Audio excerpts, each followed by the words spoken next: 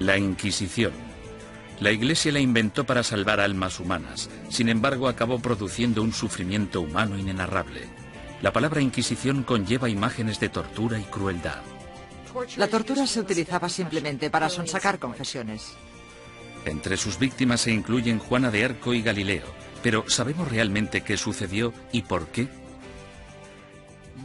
Básicamente, todo lo que se ha afirmado sobre la Inquisición es erróneo por defecto. Y es erróneo porque nunca hubo acceso a la realidad que se escondía detrás de la Inquisición. La Inquisición. Ciudad del Vaticano, octubre de 1998. En una petición de examen de conciencia sin precedentes y en honor al año jubileo 2000, el Papa Juan Pablo II convoca a un tribunal especial de historiadores y académicos para celebrar un simposio sobre lo que él mismo denominó una fase tormentosa en la historia de la Iglesia, que hoy en día se conoce como la Inquisición. Para ayudar al tribunal en su investigación, el Papa anuncia la apertura pública de los archivos secretos de la Inquisición, unos archivos que habían estado fuera del alcance de los académicos durante casi 200 años. El pontífice, de 79 años de edad, se enfrenta así a una de las cuestiones más cruciales en su trayectoria.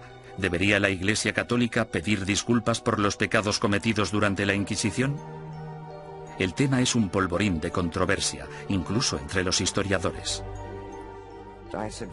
Yo creo firmemente que esta disculpa era innecesaria, porque la Iglesia no fue responsable de la mayoría de las persecuciones que hemos tenido en el pasado europeo.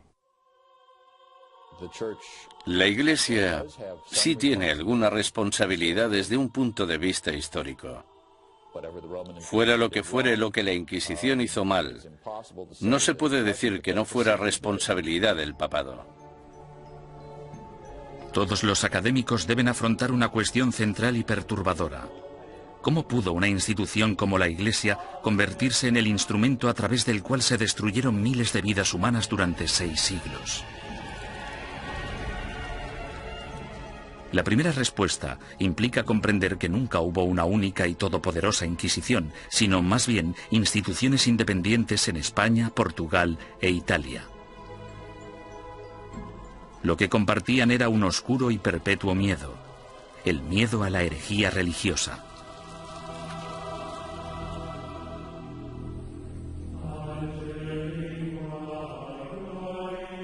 Año 1100 después de Cristo. El corazón de la Alta Edad Media. Una frágil alianza de reinos y provincias, conocida como el Sacro Imperio Romano, ocupa gran parte de lo que hoy conocemos como la Europa moderna. Tras la conversión del emperador Constantino al cristianismo y durante casi 800 años, la religión considerada antaño como una secta insurgente se convirtió en la única fe legal, penetrando en todos los niveles de la vida personal, social y política. El cristianismo latino europeo simbolizaba no solo la fuerza civilizadora en un mundo bárbaro, sino también la promesa de la salvación después de la muerte. El clero y los ciudadanos vivían temerosos del duro juicio de Dios. Con todo, seguía habiendo disidentes que se atrevían a desafiar la sagrada doctrina cristiana. La Iglesia tachó a estos rebeldes de pecadores o herejes. El estar equivocado en relación al dogma de la Iglesia no te hace hereje porque existen muchos dogmas religiosos.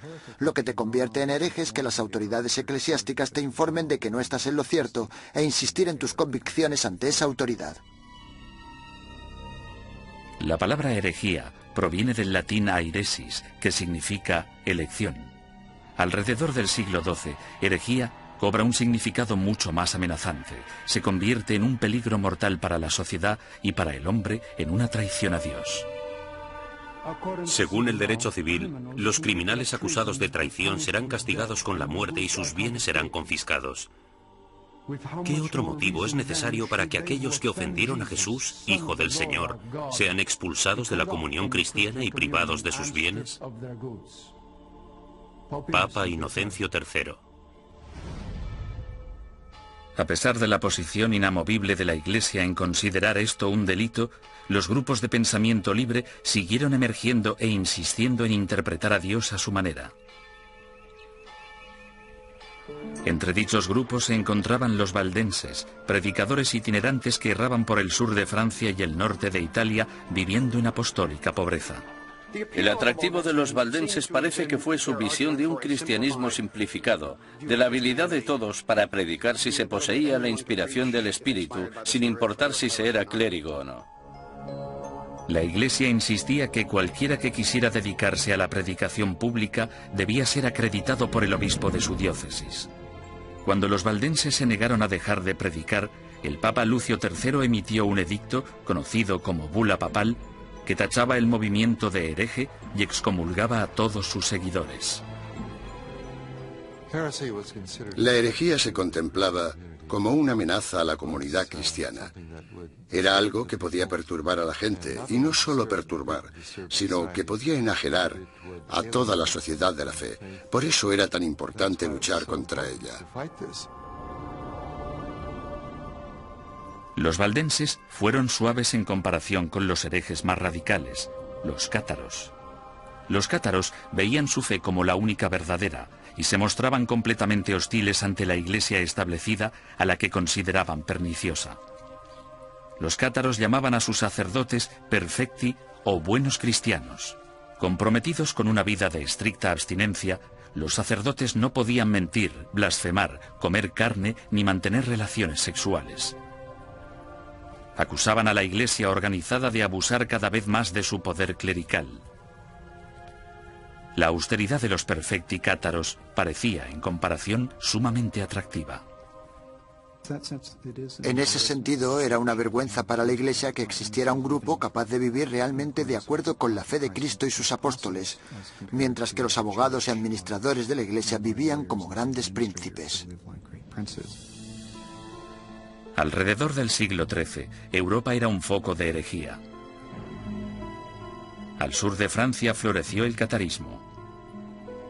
La tensión aumentó hasta que una conspiración cátara asesinó a un representante papal que predicaba en la región del Languedoc en el año 1208. Ultrajado, el Papa Inocencio III reclamó una nueva cruzada en contra de los herejes.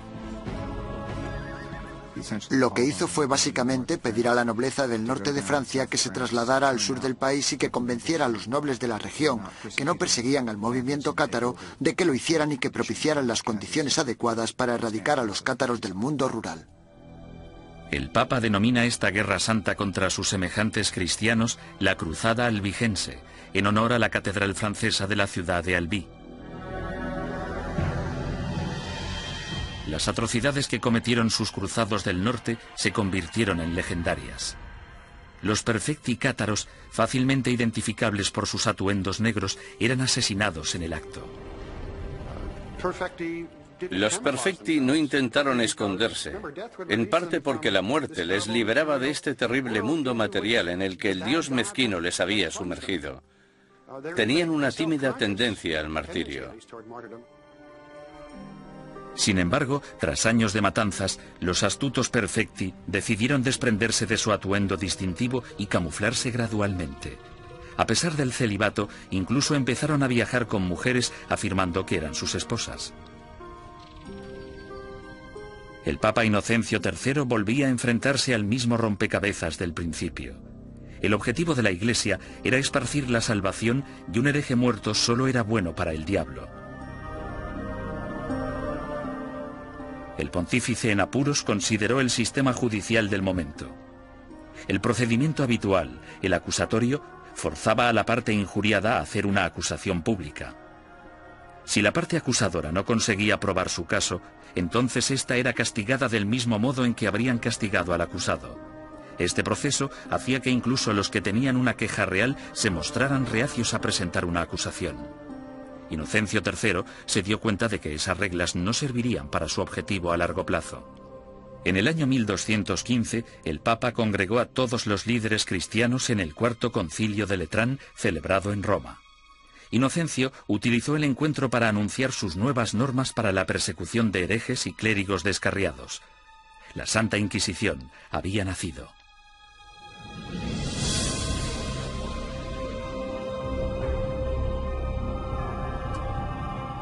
El sistema de la Inquisición suponía una innovación maravillosa y se asemejaba bastante al Tribunal Popular de nuestro sistema, que emite una causa probable y una acusación. No tenían que demostrar nada, solo necesitaban tener muy claro o tener suficientes indicios que sugirieran la culpabilidad del acusado. El proceso inquisitorial de Inocencio III daba la potestad al investigador de construir un caso completo, recogiendo a escondidas las opiniones de la gente de la comunidad. En 1231, el Papa Gregorio IX inicia un concurso público para el nombramiento de nuevos agentes especiales, llamados inquisidores de la depravación hereje. Es el amanecer de la Inquisición medieval, que empieza con una venganza. El objetivo de la Inquisición es acabar con la herejía, y acabar con la herejía significa acabar con los herejes.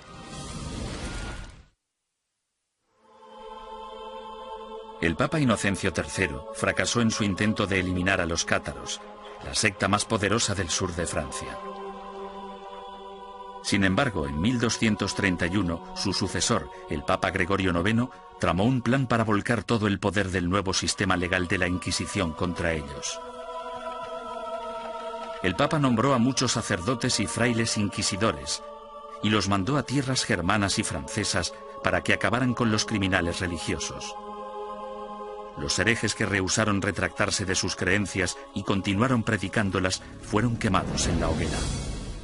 Si fracasaban, los herejes iban al infierno. El objetivo de todo esto era salvar a tanta gente como fuera posible, pero había que hacer ciertas cosas si se querían salvar muchas vidas. El Papa Gregorio pronto se percató de que encontrar a un buen inquisidor era muy difícil. Los más entusiastas a menudo eran fanáticos fuera de control. Conrad de Marburg, el más célebre de los primeros inquisidores, convenció a Gregorio IX de que había descubierto una secta secreta alemana llamada los luciferinos.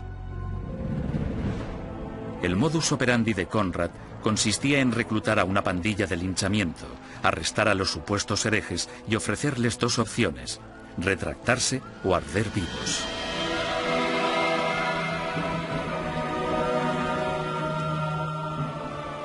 Los historiadores descubrirían más adelante que los luciferinos fueron pura ficción, una invención obsesiva que Conrad creó para impresionar al Papa. El inquisidor papal del norte de Francia no era mejor. Un cátaro convertido de nombre Robert Le Boucq acorralaba a grupos de supuestos herejes y celebraba estrepitosos juicios públicos. En un suceso devastador, 183 cátaros fueron interrogados, sentenciados y quemados vivos en un solo día. Tras años de protesta por parte de los obispos franceses, el Papa finalmente se dio cuenta de que Robert era un extremista peligroso, por lo que le retiró de su cargo y lo encarceló. Había que hacer algo, y tenía que haber alguien mejor para hacerlo que estos individuos, devotos, aunque extremadamente incompetentes y peligrosos. Este fue el momento en el que Gregorio IX se fijó en los dominicanos. Fundada por Santo Domingo en 1216, la orden dominicana estaba capacitada para realizar el trabajo de inquisidor. Educados como teólogos, los dominicanos estaban habituados a la vida en la calle y a predicar contra la herejía.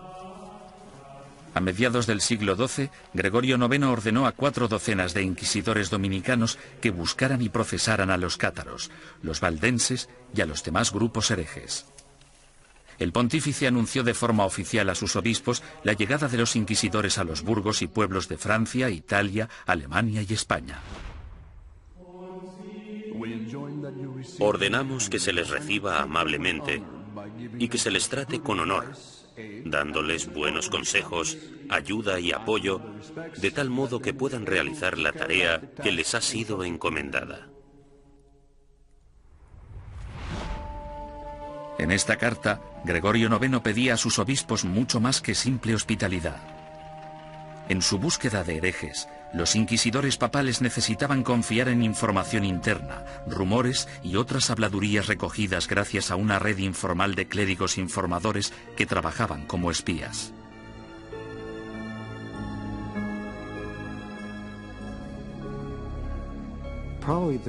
Probablemente sus mejores ojos y su mejor oído en el mundo rural eran los del clero parroquial, puesto que éste vivía en los pueblos, tenía familiares en ellos y por lo tanto estaba atento a los cotilleos locales. En sus incursiones a lo largo de la geografía, los inquisidores llegaban a un pueblo acompañados normalmente de un notario o escribiente para documentar el procedimiento o en ocasiones de un sirviente o un guardaespaldas. Entonces, el párroco reunía a los habitantes del pueblo para que escucharan al visitante predicar sobre los pecados y los peligros de la herejía. Una vez terminado el sermón, el inquisidor anunciaba un período de gracia durante el que cualquiera que hubiera cometido herejía podía confesar sus pecados a cambio de un trato clemente. Los que temían ser acusados o habían cometido herejía y tenían remordimientos de conciencia debían actuar durante el período de gracia, porque si lo confesaban después de dicho período, es decir, después de que se iniciara una investigación sobre ellos, la confesión no se consideraba tan sincera como si la hubieran hecho durante el período de gracia. Unas semanas más tarde, el inquisidor anunciaba el fin del período de gracia, momento en el que se iniciaba la fase más nefasta del edicto de fe. Desde ese momento, cualquier acusado se convertía en víctima de interrogatorios o arrestos. Y dado que la información siempre se daba en secreto, el inquisidor animaba a todos los buenos ciudadanos a que denunciaran a cualquier vecino que creyeran que podía ser hereje. El objetivo de las inquisiciones generales, de los edictos de gracia y los edictos de fe, era conseguir que entrara y saliera tanta gente como fuera posible de la oficina del inquisidor. Y para ello utilizaban el miedo, el terror y el interés propio. El inquisidor debía tener al menos 2 testimonios incriminatorios antes de poder seguir adelante. En ocasiones, los sujetos víctimas de investigación no sabían que eran sospechosos hasta el día que les convocaban. Durante el procedimiento inquisitorial, la mayoría de las pruebas se recopilaban antes de que tuvieras conciencia de que había una investigación en marcha. Cuando te informaban del caso, la investigación ya había finalizado. Bastante diferente al sistema actual. Conscientes del peligro de las acusaciones falsas o maliciosas, los inquisidores intentaban diferenciar las mentiras de la verdad. Cuando hacían subir al estrado a un acusado por primera vez, le hacían nombrar a todos sus enemigos. Si alguno de esos nombres coincidía con cualquiera de los nombres de la lista de testigos, el inquisidor debía desestimar ese testimonio. Sin embargo, las protecciones legales se acababan aquí. El acusado nunca llegaba a saber el nombre de quienes le acusaban, ni tampoco los motivos por los que se le acusaba. Era muy complicado demostrar tu inocencia una vez acusado por los inquisidores. Incluso los sospechosos que confesaban haber cometido herejía no podrían reconciliarse con la Iglesia hasta que dieran nombres e información de otros supuestos herejes. Si obstaculizaban la investigación, se arriesgaban a sentencias de cárcel y a perder todas sus propiedades. Si no cooperabas, los inquisidores podían reducir tu ración de comida y encadenarte a la pared. Por tanto, el principal método para conseguir que la gente confesara era simplemente encerrarlos durante largos periodos de tiempo y dejarles reflexionar. ¿Cómo llevaban los inquisidores su trabajo tan en secreto? Han sobrevivido algunos manuales prácticos dándonos una aproximación fascinante a ese periodo. Uno de ellos, llamado Conducta de interrogación relacionada con la depravación hereje, fue escrito por un inquisidor retirado, Bernard Guy, en el año 1324. Guy, cuyas hazañas inspiraron la novela histórica En el nombre de la rosa, ofrece docenas de investigaciones en las que recoge 17 años de experiencias de primera mano en lo que él denomina su cruzada personal contra la herejía. El objetivo de la Inquisición es acabar con la herejía. Y para acabar con la herejía, debemos acabar con los herejes. Bernard Guy, 1324.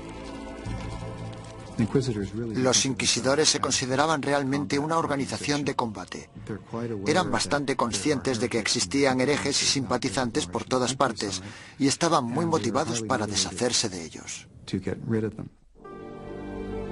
En 1376, el inquisidor Nicolás Aymeric de Aragón escribió el libro Directorium Inquisitorium. En él Describía la tenacidad y el compromiso que debía tener un inquisidor de los siglos XIV y XV, e incluso incluyó una lista práctica de trucos inteligentes utilizados para engañar a los sospechosos para que confesaran. Uno de los trucos que me asombró fue el de sentarse con una vitela pequeña en las rodillas y mirarla y comprobarla mientras la persona da su testimonio. Luego, en algún punto dices, no, lo que estás diciendo no puede ser verdad. Está clarísimo que no me estás diciendo la verdad. Y entonces el sospechoso, sometido al interrogatorio, piensa que lo que tienes es la declaración de otra persona cuando en realidad solo tienes una vitela en blanco.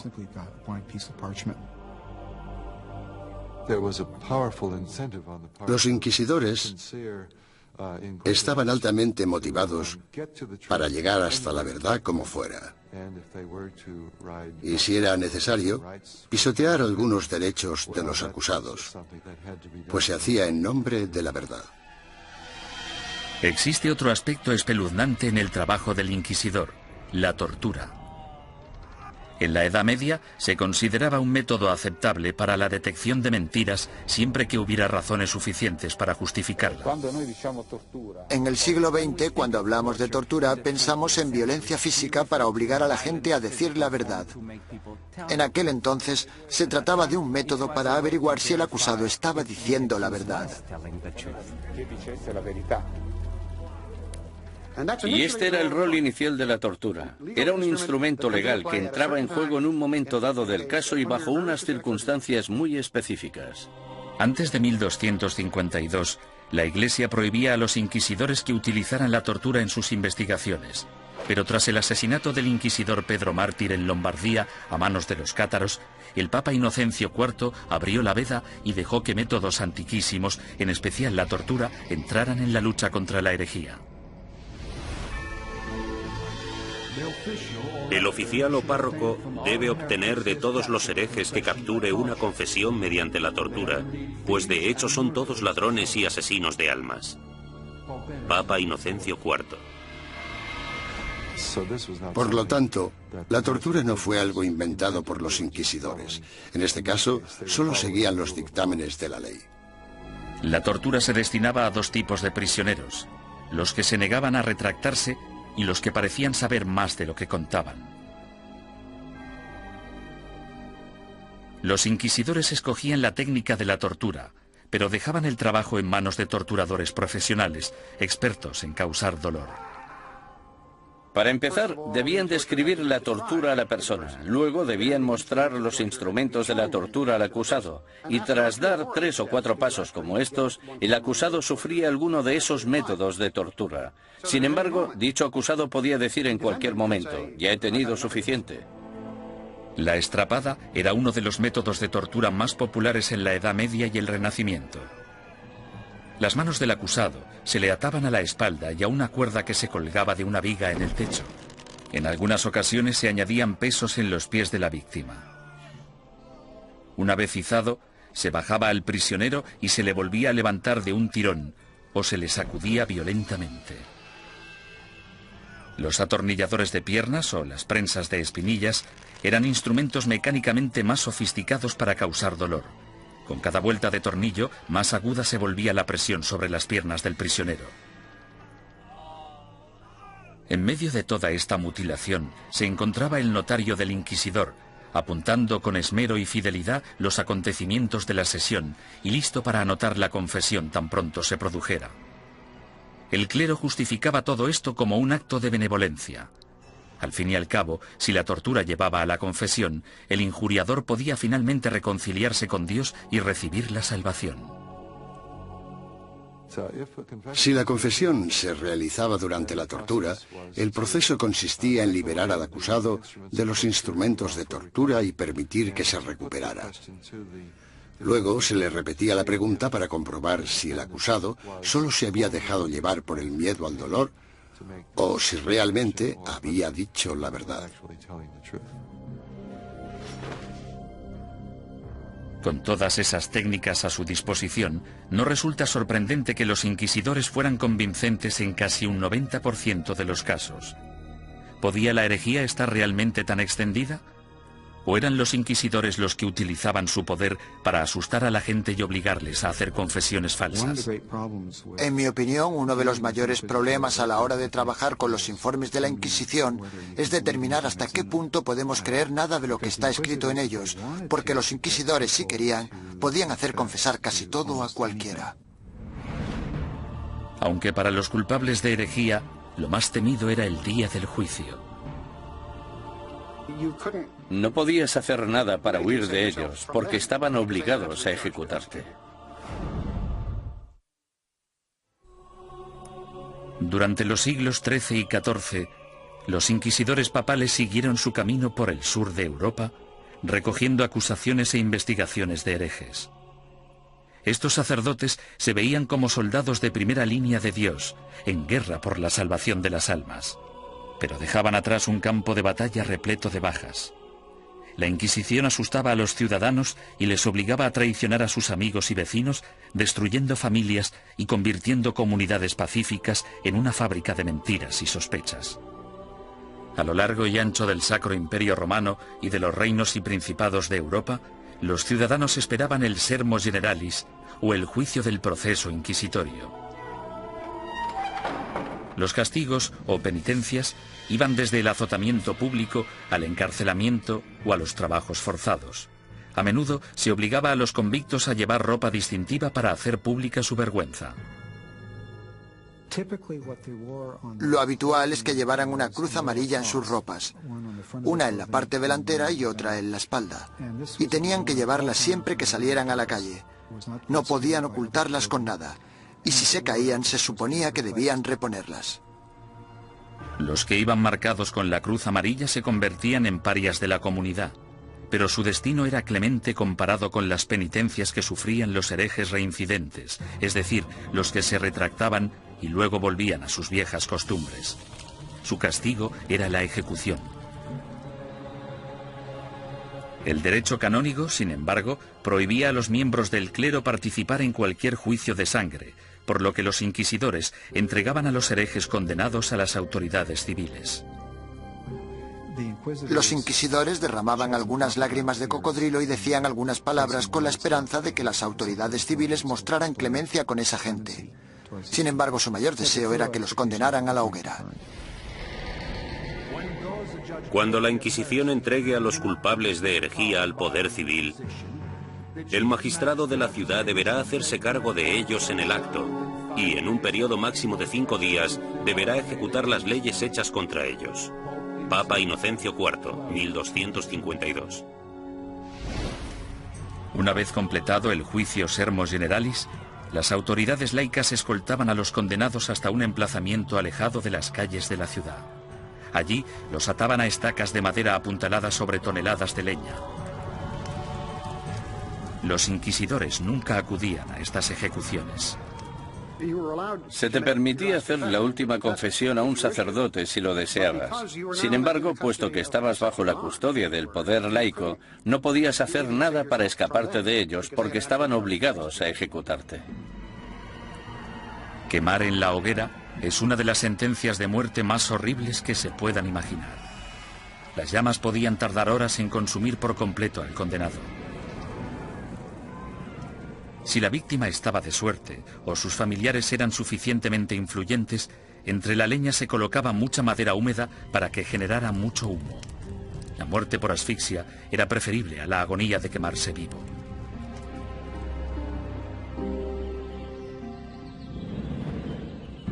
Ni siquiera la muerte podía liberarte de las garras de la Inquisición. En ocasiones, personas que habían muerto hacía años recibían acusaciones post-mortem y eran condenadas por herejía. Se saqueaban sus tumbas y se lanzaban sus restos a la hoguera. Desgraciadamente para la familia del fallecido, lo peor aún estaba por llegar. Las autoridades civiles confiscaban automáticamente todas las propiedades de los herejes fallecidos, dejando desvalidos a sus esposas e hijos sin importar su lealtad religiosa.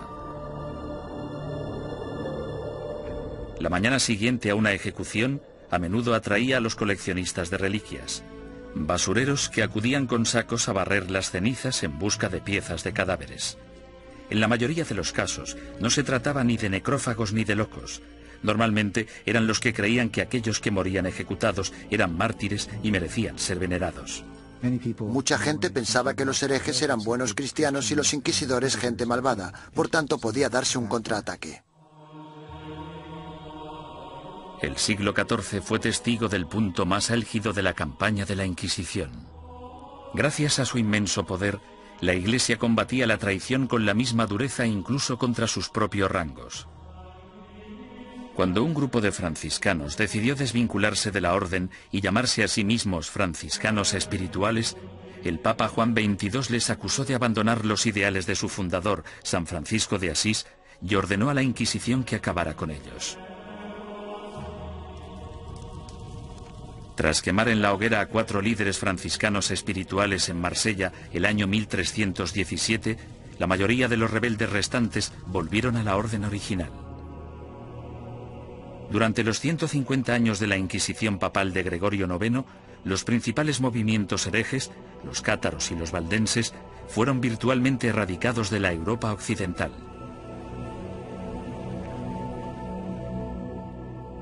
Al reducirse el número de herejes, parecía que la Inquisición acabaría desapareciendo por completo. Sin embargo, el negocio de la cacería y el castigo de brujas resucitó el proceso con una venganza durante el siglo XIV.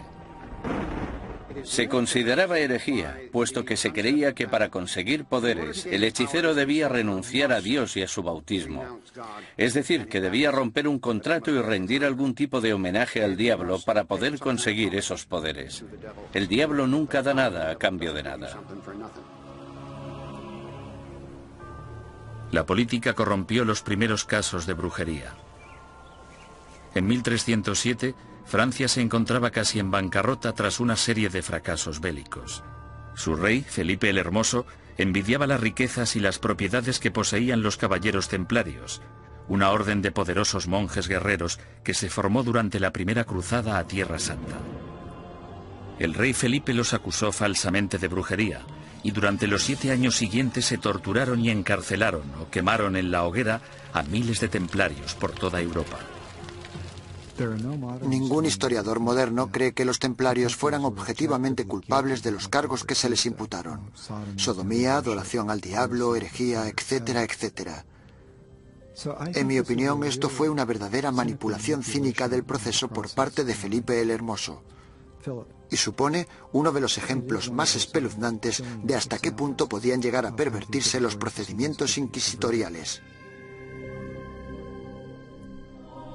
Un siglo después, tras su triunfo sobre los ingleses en Orleans, Juana de Arco fue capturada y encarcelada por sus enemigos, que temían su creciente poder político. La entregaron al Tribunal Inquisitorial, organismo que utilizaron como instrumento en su contra.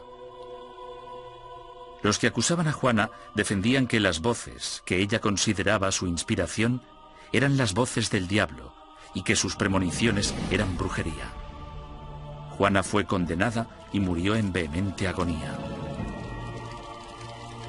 La nueva herejía de brujería diabólica parecía muy peligrosa tanto para la Inquisición como para las autoridades civiles, y engendró el manual práctico más relevante e influyente de todos. Publicado en 1486, Malleus Maleficarum, o el martillo de las brujas, proporcionaba apoyo teológico, consejos legales y varias técnicas para acusar, torturar y sentenciar a las brujas. Se trata de un documento infame, puesto que crea la imagen arquetípica de la mujer bruja, además de ser una de las obras de todo el mundo literario que muestra más abiertamente su misoginia. Cuando una mujer piensa por sí misma, solo piensa en cosas malas. Como son más débiles de cuerpo y alma, no resulta sorprendente que puedan sucumbir al hechizo de la brujería. Toda brujería procede de la lujuria carnal que en las mujeres es insaciable. Malleus Maleficarum. La historia ha demostrado que uno de los autores de Malleus Maleficarum, un inquisidor de nombre Heinrich Kramer, tenía ciertos problemas para controlar su propia insaciable lujuria carnal. En el año 1485, Kramer fue acusado de llevar a cabo una inquisición en la región de Innsbruck, lo que ahora es Austria.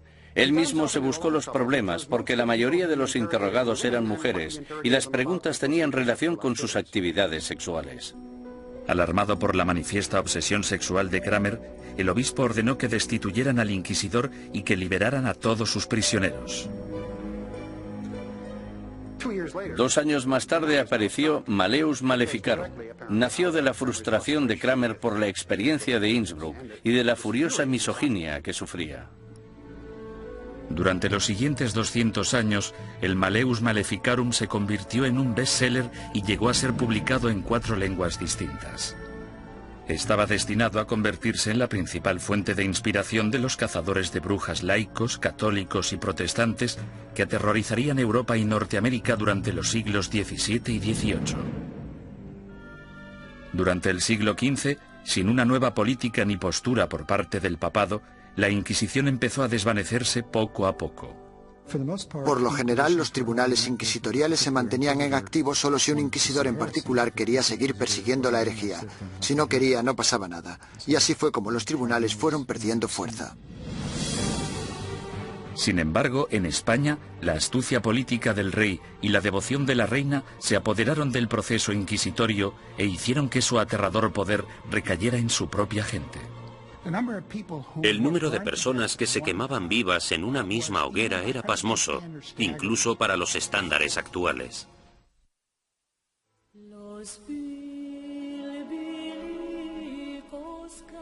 La situación de los judíos europeos durante el período medieval siempre fue desesperada.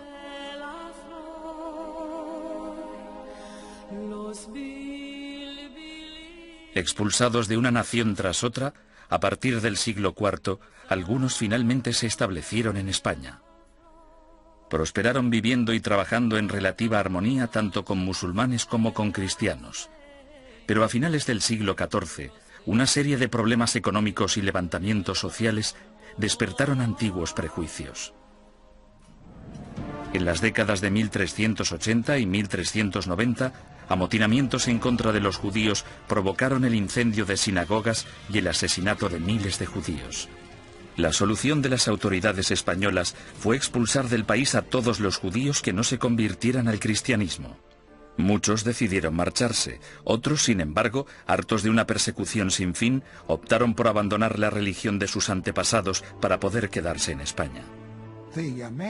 La conversión en masa de los judíos el año 1391 en España es casi única en la historia judía.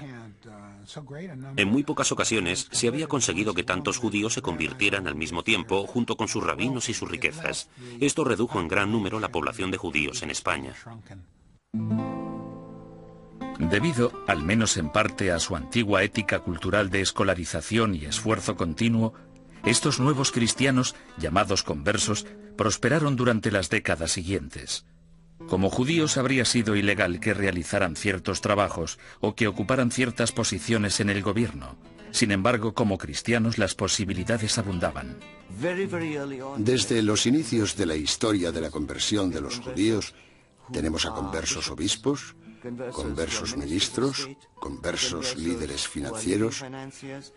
Tenemos conversos ocupando las más importantes posiciones de la sociedad cristiana, porque esa era la ventaja de convertirse. Y fue precisamente esto lo que pudo originar las objeciones de los otros cristianos, que recelaban de la creciente relevancia de esa gente que anteriormente había sido judía. En tan solo unas pocas generaciones, miembros de la Iglesia Católica de España empezaron a acusar a estos nuevos cristianos de practicar secretamente la religión judía mientras mantenían una fachada apropiadamente cristiana. Este fenómeno judaizante era en parte verdad, puesto que algunos conversos, aunque se autoproclamaban cristianos, mantenían costumbres que habían heredado de sus antecesores. La dimensión de la llamada actividad judaizante era más de carácter cultural que religiosa. En otras palabras, realizaban ciertas cosas que sus padres y sus abuelos habían hecho y en las que no veían nada particularmente malo, como encender velas el sábado. Muchos de ellos creían que encender velas el sábado no tenía nada inherentemente conflictivo con el catolicismo. Su condición de cristianos bautizados también significaba que si se intuía de cualquier modo que recaían en el judaísmo, podían ser acusados de herejía.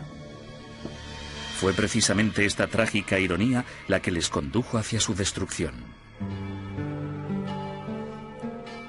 Con el matrimonio en 1469 de Fernando de Aragón e Isabel de Castilla, se unieron los dos reinos más poderosos de la península ibérica. Los consejeros dominicanos de Isabel pronto la convencieron de que la actividad judaizante suponía una amenaza mortal para el catolicismo en España y que una Inquisición podría ser la única solución. Si el clero pedía una Inquisición, no era solo porque fueran fanáticos, sino porque sabían perfectamente que detrás de ellos tenían a muchos seguidores muy fieles que tenían conciencia del problema tal y como lo percibían. El rey Fernando, astuto estratega político, vio que una alianza con la Iglesia Católica podía beneficiar a España en muchos sentidos. Aparentemente, Fernando tenía otros planes en mente. Apoderarse de las riquezas de los conversos. Había grandes cantidades de dinero esperando, encerradas en los cofres de los poderosos conversos, comerciantes y nobles. Y Fernando se propuso hacerse con ellas y lo consiguió. El primer paso del rey Fernando fue ponerse en contacto con el Papa y expresarle su preocupación por el problema judío de España. Es enorme el daño que los cristianos sufren con el contacto, las relaciones y la comunicación con los judíos, que siempre intentan de un modo u otro seducir a los leales cristianos y apartarlos de nuestra santa fe católica. Fernando el Católico. Bajo la presión del insistente rey español, el Papa Sixto IV emitió una bula papal que instauraba una inquisición para erradicar la depravación hereje en España y que iba dirigida a los conversos judíos. Esta nueva Inquisición española fue algo completamente distinto a todos los demás tribunales inquisitoriales anteriores. Sus normas garantizaban que el rey Fernando, y no el Papa, controlaba todos y cada uno de los aspectos de sus actividades. El tribunal de mayor grado, llamado la Suprema, consistía en 6 o 7 hombres nombrados personalmente por el rey. Solo un miembro, el inquisidor general, era nombrado oficialmente por el Papa, y aún así, este tenía que haber sido nombrado antes por Fernando. Aunque os guste el título de inquisidor, somos yo y la reina quienes os hemos nombrado, y sin nuestro apoyo muy poco podéis llevar a cabo. Rey Fernando.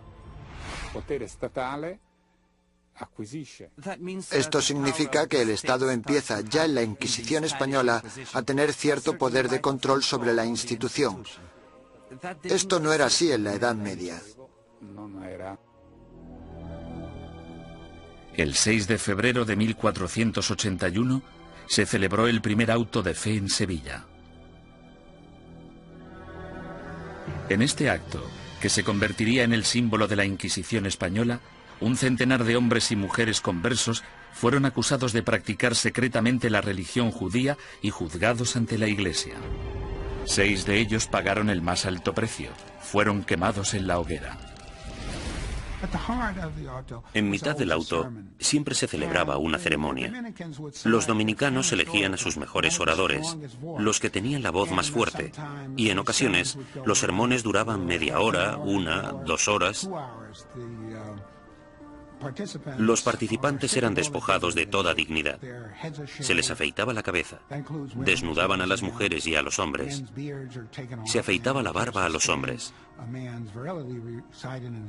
En España, la virilidad de un hombre residía en su barba, por lo que afeitarla resultaba muy desagradable. La idea de la ceremonia era humillar a los penitentes y mostrar a la congregación cuál era el castigo por cometer herejía. Incluso los que no habían recibido mucha educación o no estaban interesados en las sutilezas teológicas, ni muy seguros de los credos y las plegarias que recitaban, sabían perfectamente qué sucedía en cada momento en un auto de fe. Era un espectáculo aterrador cuyo objetivo era poner unos límites en la mente de las personas sobre lo que podían decir, pensar y creer. Durante el primer año desde su establecimiento, 1.500 conversos acusados de judaísmo fueron juzgados y otros cientos condenados a muerte. La cantidad de personas que se quemaba en una misma hoguera era pasmosa incluso para los estándares actuales.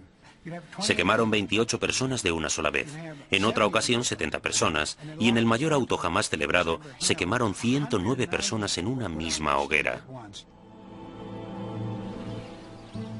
A diferencia de los herejes medievales, que se atrevían a predicar sus ideas en público, el judaísmo secreto era, por definición, una actividad clandestina que se llevaba a cabo a puerta cerrada. Los vecinos podían decir que habían visto a un individuo leer un libro que probablemente era judío solo por el hecho de ver a alguien mirando un libro pequeño, que podría ser el libro de las horas. O podían decir que habían oído a alguien cuchichear una plegaria que seguro que era judía. Por tanto, encender velas, darse un baño, lavar la ropa, tratar, preparar y comer carne en día de pescado, como podían ser los viernes o los miércoles, podía causarte grandes problemas si tus vecinos se percataban y tenías mala relación con ellos. Las acusaciones provocaban más acusaciones. Algunos conversos se delataban a sí mismos con la esperanza de limpiar su historial y frustrar así el ataque de sus enemigos. Sin embargo, solo se podía conseguir una penitencia clemente si se hacía una confesión completa, y eso significaba dar los nombres de compañeros herejes. La única forma de escapar de todo eso era escoger nombres de otras personas de la comunidad. Esto recuerda mucho a los Estados Unidos de los años 50 y al pánico rojo que provocó la creación del Comité sobre Actividades Antiamericanas. Fue aquí donde se produjeron tantas tragedias. Gente inocente de todos los cargos podría, bajo tortura y pena de muerte, haber dado nombres sin pensar, solo para ser liberados. Si consideramos a Fernando e Isabel como los arquitectos de la Inquisición española, su contratista fue sin duda Tomás de Torquemada, el primer inquisidor general. A partir de 1490, Torquemada redactó minuciosa y sistemáticamente reglas que todavía conservamos en papel para guiar a los inquisidores, incluyendo el más mínimo detalle sobre lo que debían o no debían hacer. Y como consecuencia, podemos considerarle el fundador de la Inquisición. No hay ninguna duda de que Torquemada presidió la Inquisición durante su período más sanguinario y que ejerció mucha influencia sobre la corona. A pesar de que se le ha retratado de todos modos, desde un loco hipnotizador hasta un monje siniestro y obsesionado por el sexo, los historiadores saben muy poco sobre él. Era el típico teólogo fanático, antisemita y extremadamente hostil a los conversos. Era un hombre que concentraba toda esa intolerancia y ferocidad tan característica de los primeros inquisidores. Podemos estar de acuerdo o no con él en que los judeoconversos debían ser perseguidos y condenados. Pero en mi opinión, Torquemada insistió mucho en las normas de procedimiento correcto para el sistema inquisitorial. Sin embargo, se calcula que durante los 20 años de mandato de Torquemada como inquisidor general, 2.000 personas perdieron la vida y otros miles fueron castigados.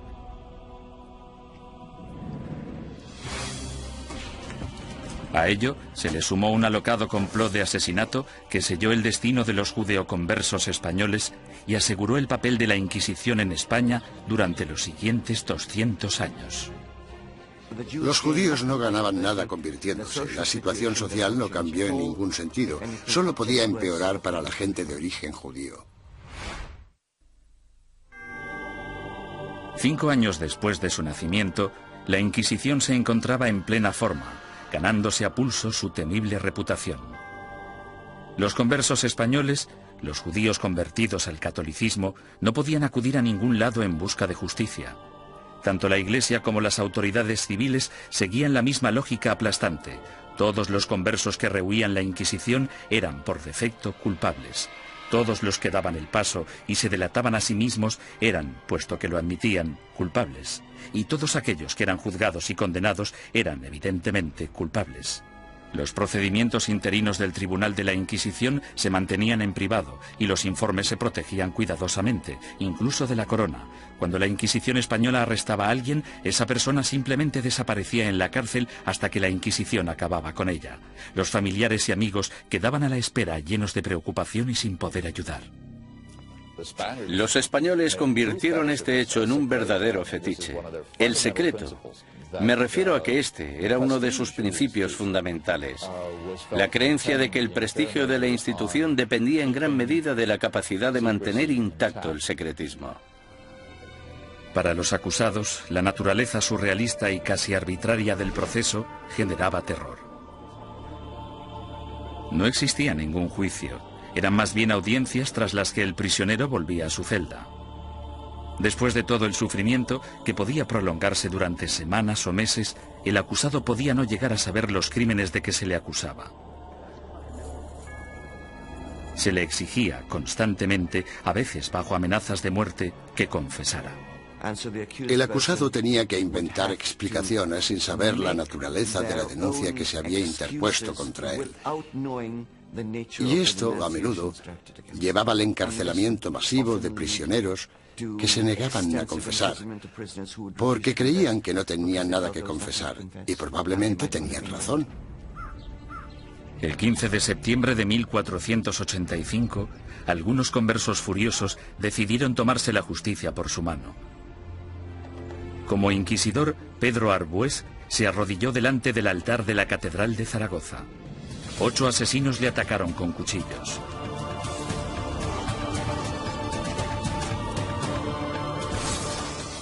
Arbués murió al día siguiente, y con él la esperanza de todos los conversos españoles, pues el desdichado complot hizo que los judíos perdieran la simpatía pública para siempre y garantizó a la Inquisición un lugar en la sociedad española durante las generaciones venideras.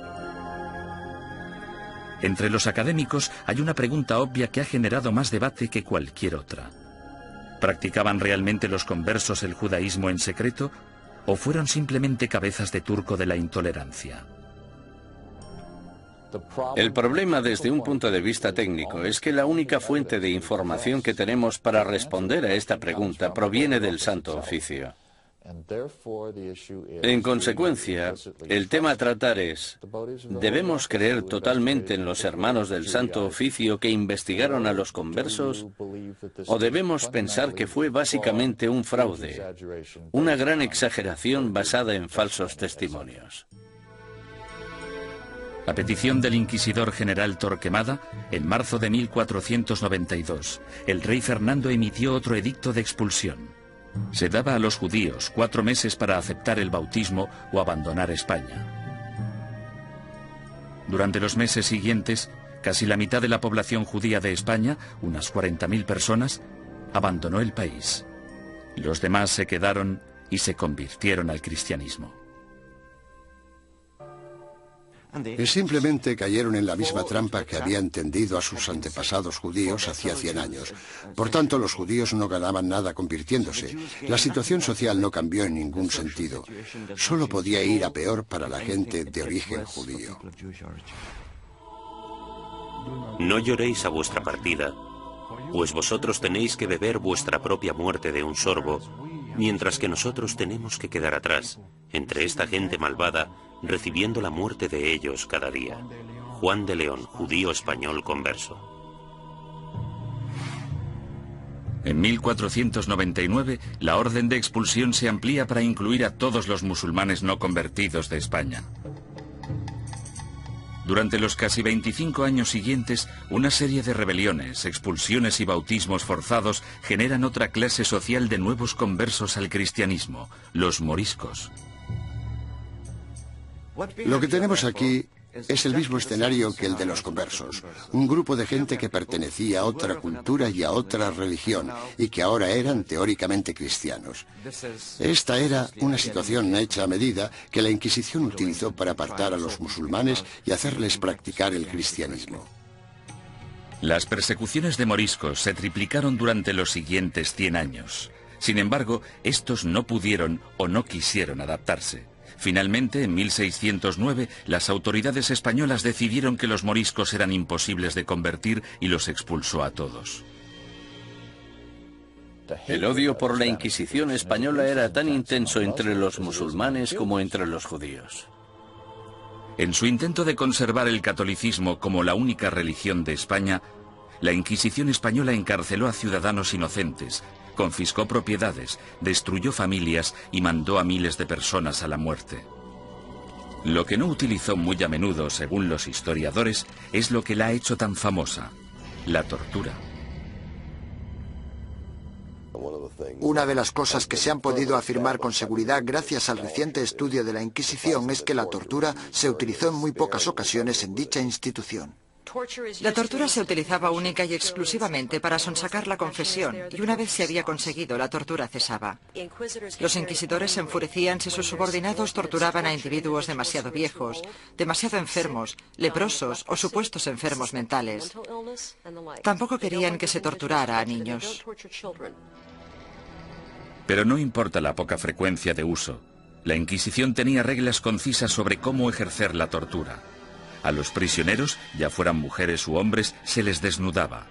Solo se les cubría sus partes íntimas. No todo el clero de entonces practicaba el celibato, y todos los que lo practicaban no eran capaces de contemplar una escena de estas características una y otra vez sin sentir el más mínimo arrebato de sadismo o satisfacción sexual. Decir que esto podía prolongarse durante siglos es no comprender en absoluto la naturaleza de la sexualidad humana. La garrucha, versión modernizada de la estrapada medieval, se convirtió en el método de tortura más común. El potro, probablemente el instrumento de tortura más famoso de todos, también era muy efectivo, aunque tenía algunos inconvenientes.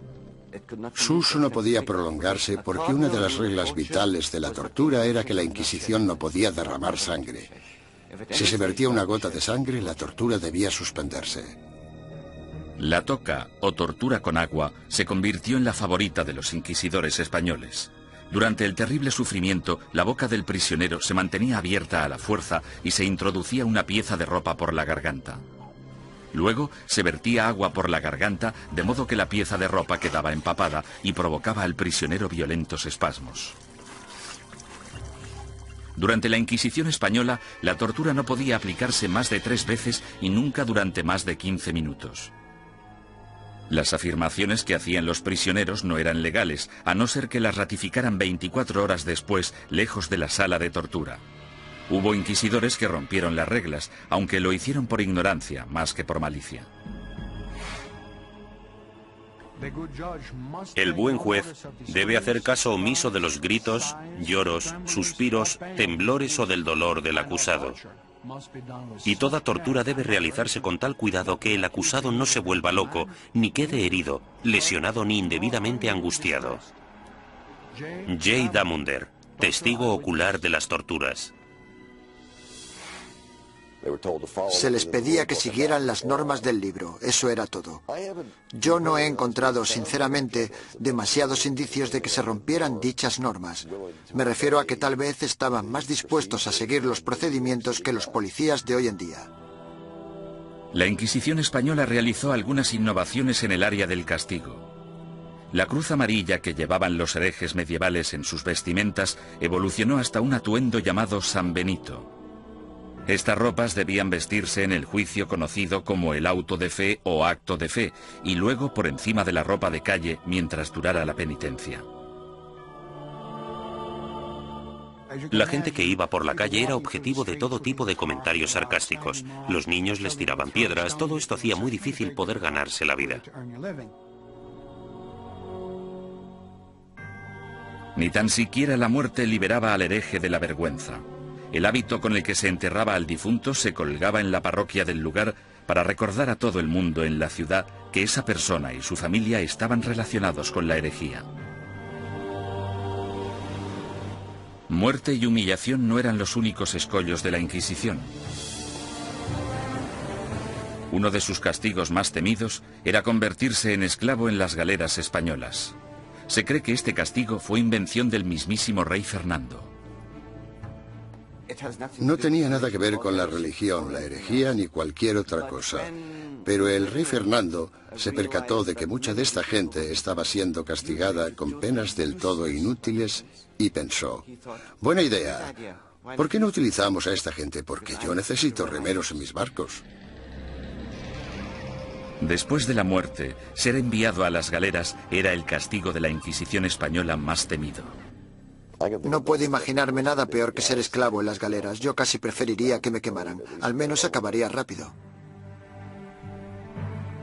Durante la expulsión del año 1492, miles de judíos cruzaron la frontera con Portugal, engrosando allí la población judía y reanimando viejas tensiones raciales. A causa de los alborotos resultantes, los judíos portugueses fueron obligados a convertirse al cristianismo, y en 1532 el rey Juan III insistió en que Portugal tuviera su propia Inquisición. Durante 10 años, los ricos conversos portugueses utilizaron todas las formas de persuasión posible, incluyendo enormes sobornos, para convencer al Papa de que no instaurara una Inquisición en su nuevo santuario. Muchos conversos españoles se fueron a Portugal y de hecho pronto superaron en número a la comunidad portuguesa. Dichos conversos creían que en Portugal estarían a salvo hasta que, evidentemente, los portugueses instauraron su propia Inquisición y todo cambió. La Inquisición portuguesa se puso a trabajar de inmediato con los sospechosos de siempre. Entre 1547 y 1580 se celebraron 34 autos de fe en Portugal con casi 2000 penitentes y 169 ejecuciones. Las persecuciones fueron tan letales que los conversos, la mayoría de los cuales apenas habían emigrado a Portugal desde España, decidieron volver a su tierra natal y enfrentarse a lo que parecía el mal menor de las dos malvadas instituciones. Tras la conquista militar española del Imperio Azteca en 1521 por Hernán Cortés, los conversos portugueses y españoles pronto emigraron a las Américas en busca de un nuevo comienzo. Pero la Inquisición española les siguió de cerca e inició investigaciones en la recién fundada Ciudad de México. En 1528, 2 conversos españoles fueron quemados en la hoguera tras el primer auto de fe celebrado en tierras del Nuevo Mundo.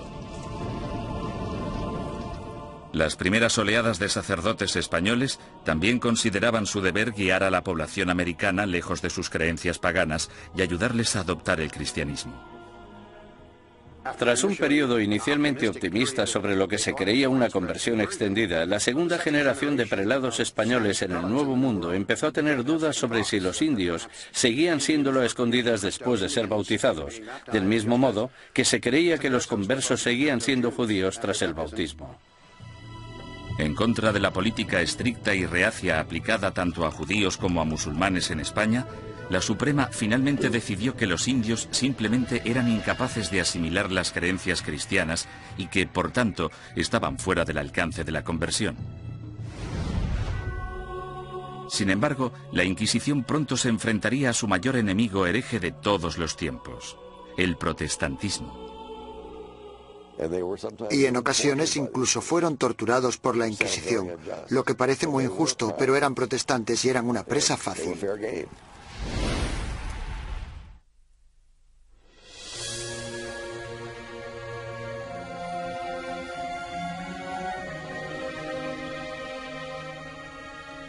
Al mismo tiempo que las inquisiciones española y portuguesa remataban su azote contra los musulmanes y los judíos herejes, otra amenaza apareció en escena.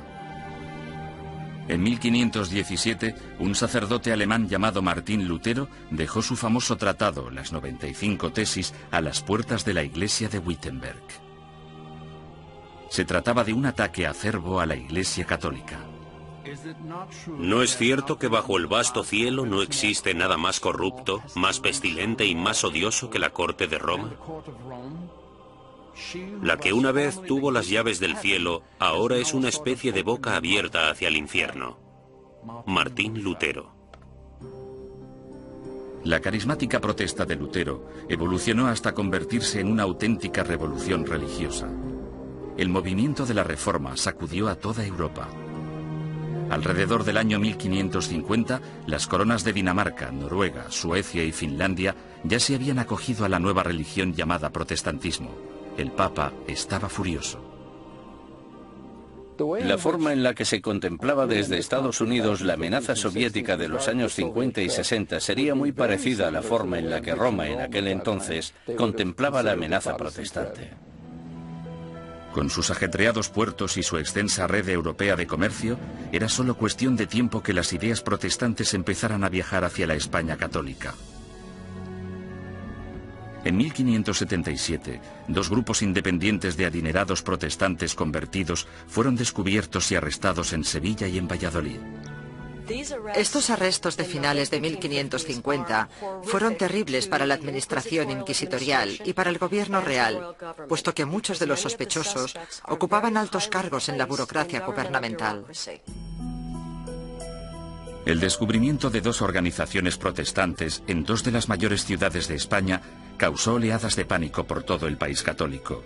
El rey español Carlos V, que había dedicado los últimos 30 años a la lucha contra el protestantismo en Alemania, exigió una purga rápida y despiadada.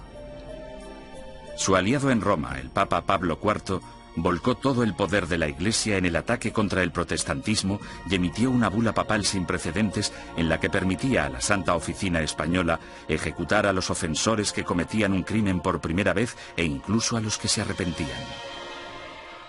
Según mis conocimientos, esta es la única vez en toda la historia de las Inquisiciones española, romana o portuguesa en que los acusados, que por primera vez admitían estar arrepentidos de sus errores doctrinales, eran igualmente condenados a muerte. La fiebre del antiprotestantismo llegó a todas las grandes ciudades de España. Fueron quemados en la hoguera sacerdotes, monjas, soldados ingleses e incluso 3 niños que murieron junto con sus madres. En poco más de 3 años, tras el descubrimiento de protestantes en España, el protestantismo se había eliminado por completo. Nunca reaparecieron. España se caracteriza por no tener protestantes. El sangriento ataque a los protestantes entre los años 1559 y 1562 también marcó el punto más álgido de la ceremonia del auto de fe en términos de asistencia, pomposidad y pura teatralidad. Anticipándose a los juicios de cientos de protestantes herejes, el inquisidor general Fernando Valdés se propuso deliberadamente modernizar el auto de fe de forma grandilocuente. Los costes aumentaron astronómicamente. Llevaron al tribunal inquisitorial a la bancarrota, de modo que tuvieron que ir reduciendo miembros y empezaron a amontonar prisioneros para poder conseguir un auto realmente bueno y tener suficiente gente para quemar en las ceremonias. España eliminó sistemáticamente a todos los protestantes. Sin embargo, los inquisidores permanecieron alerta ante cualquier amenaza hereje del exterior. A lo largo del siglo XVI, los viajeros protestantes que venían a España, incluso dignatarios extranjeros, cayeron en las despiadadas garras de la Inquisición. La Inquisición arrestó a marineros y comerciantes extranjeros. En ocasiones incluso llegó a torturarlos, lo que es muy injusto, pero eran protestantes y eran una presa fácil.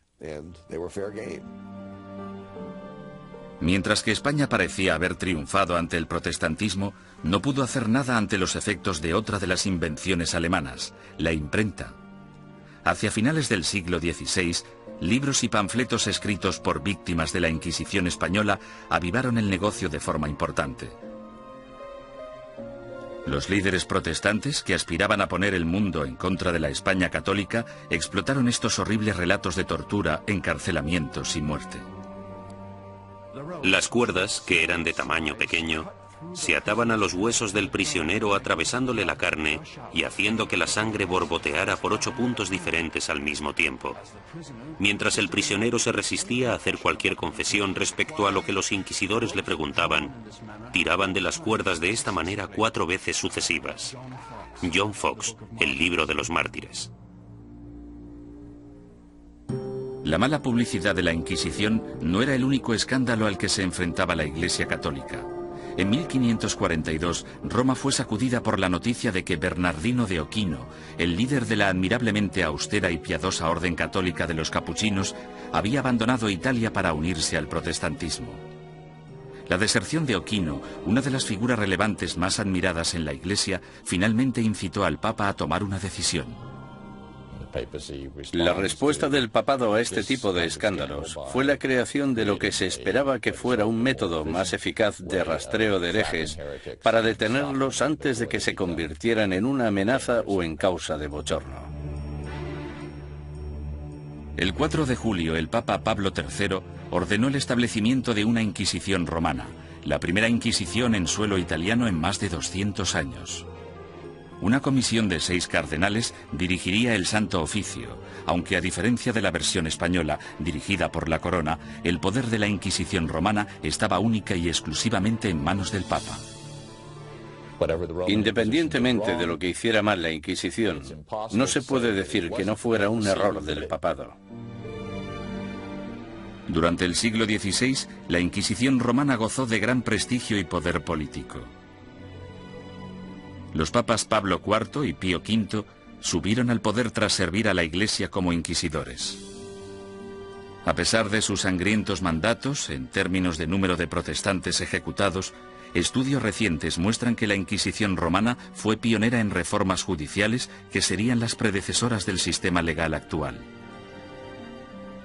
Los prisioneros de la Inquisición romana podían disponer de un abogado e incluso reunir testigos que testificaran a su favor. 300 años antes de que se inventara la figura del abogado de oficio, la Inquisición romana ya proporcionaba abogados gratuitos a los indigentes acusados. Como mínimo, la Inquisición escuchaba o pretendía escuchar las explicaciones del acusado de un modo que los demás sistemas judiciales no contemplaban. La justicia civil era en muchos sentidos peor que la del Santo Oficio. Torturaban a los acusados más despiadadamente, los condenaban con más rapidez. Los acusados no morían a causa de la tortura en el sistema inquisitorial, sí en cambio en los tribunales civiles. Sin embargo, la Inquisición romana se volvió en contra de algunos de los mayores pensadores del Renacimiento. Estaban muy preocupados por el tema de las escrituras y parecía que Galileo las cuestionaba basándose en cuestiones muy controvertidas en aquel entonces. El ataque de la Inquisición romana contra el protestantismo supuso mucho más que arrestos, castigos y ejecuciones. En 1559, el Vaticano publicó su Índice de Libros Prohibidos, en el que listaba cientos de libros y autores considerados peligrosos para la fe y la moral de los buenos católicos. Cualquier ciudadano que poseyera uno de estos libros prohibidos podía ser arrestado. Algunos autores encontraron sus libros listados en este índice simplemente porque una o dos frases sueltas se habían considerado erróneas. Sir Thomas More, político inglés que irónicamente fue decapitado por su lealtad a la religión católica, también fue considerado un autor prohibido. En relación a ciertos pasajes de sus libros, el índice decía: podéis leer este libro, pero debéis saltaros este pasaje. Es cierto que mucha gente famosa aparecía en este índice y, por tanto, estaban prohibidos. Los historiadores cuestionan si dichos índices tuvieron algún impacto real. Hay literalmente miles de títulos en cada índice, y aparte de un grupo de inquisidores y de obispos, pocos sabían exactamente qué estaba prohibido. Con mis investigaciones he podido demostrar que en Cataluña, por ejemplo, nadie hacía caso al índice. A lo largo de todo el siglo XVI, las librerías de Barcelona vendieron públicamente libros que aparecían en el índice de libros prohibidos. Simplemente fingían no conocerlo. Como instrumento de censura, el índice de libros prohibidos resultó ser algo de mucho ruido y pocas nueces. Sin embargo, no hay ninguna duda de que la Inquisición romana tuvo un efecto represivo sobre las ideas intelectuales y científicas y que destruyó las vidas y los legados de algunos de los mayores pensadores del Renacimiento. Giordano Bruno fue uno de los genios más excéntricos del siglo XVI. Medio filósofo, medio loco, su visión del cosmos, considerada inverosímil en su época, de hecho se anticipó a la concepción actual del sistema solar. Bruno era un visionario.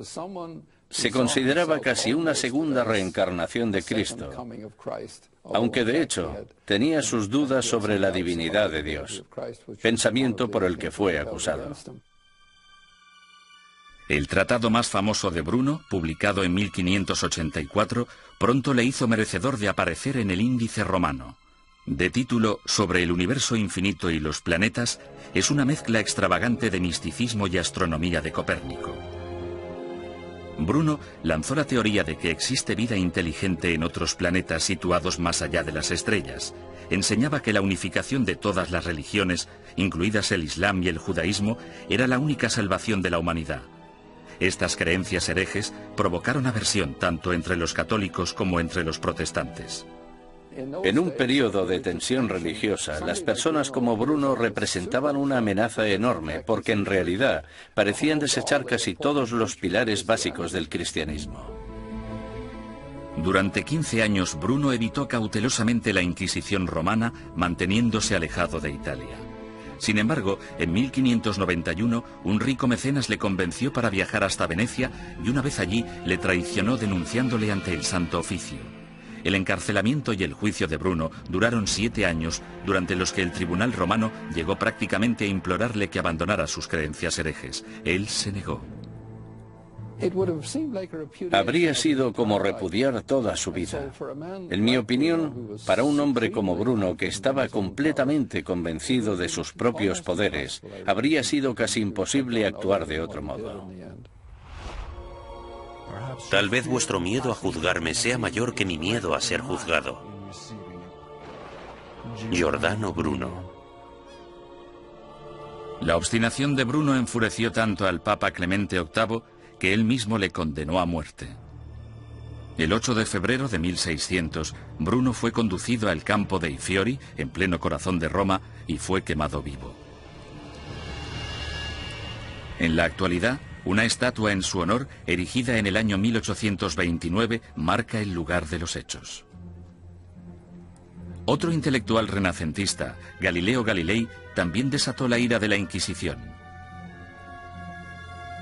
Cuando construyó el primero de sus famosos telescopios en el año 1609, Galileo ya era un físico y profesor de matemáticas de fama mundial.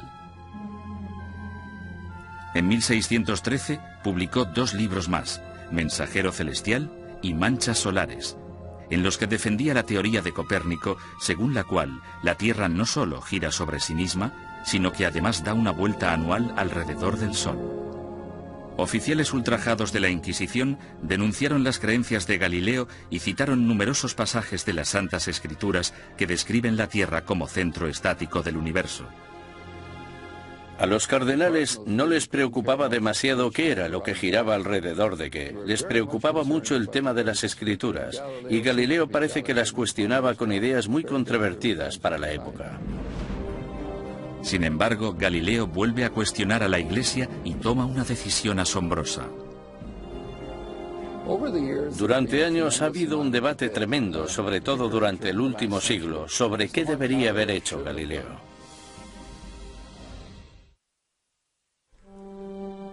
En 1616, Galileo evitó ser juzgado y castigado por la Inquisición romana cuando aceptó dejar de enseñar sus rompedoras teorías planetarias.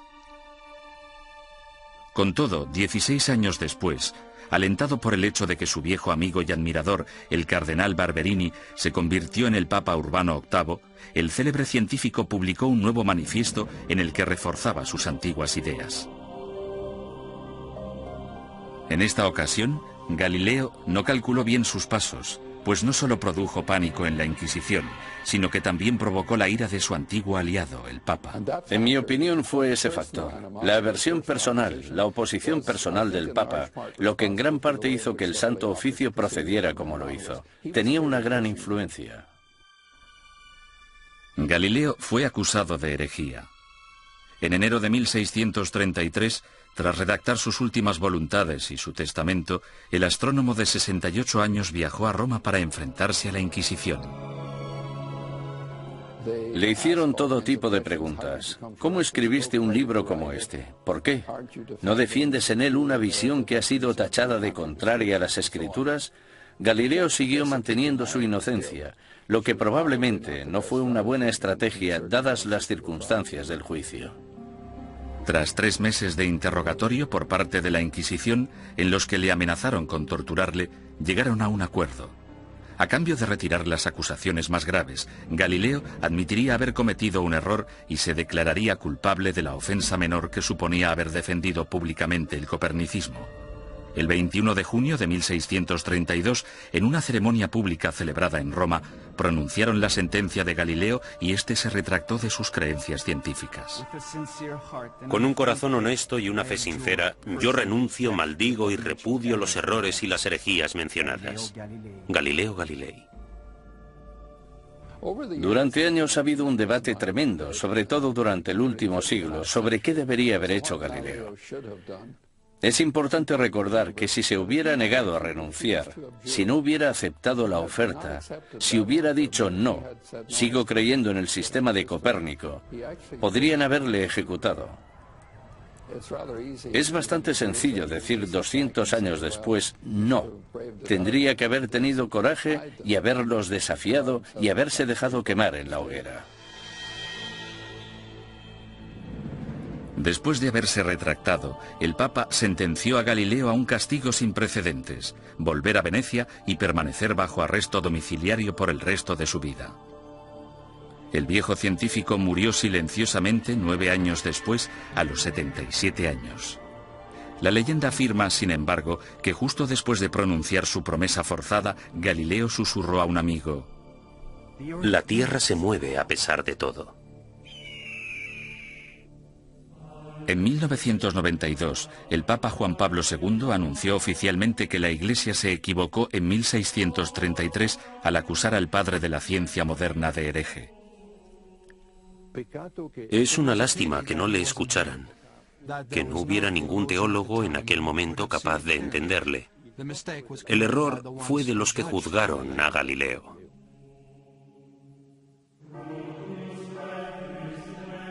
Los siglos XVII y XVIII fueron un período de declive para todas las inquisiciones.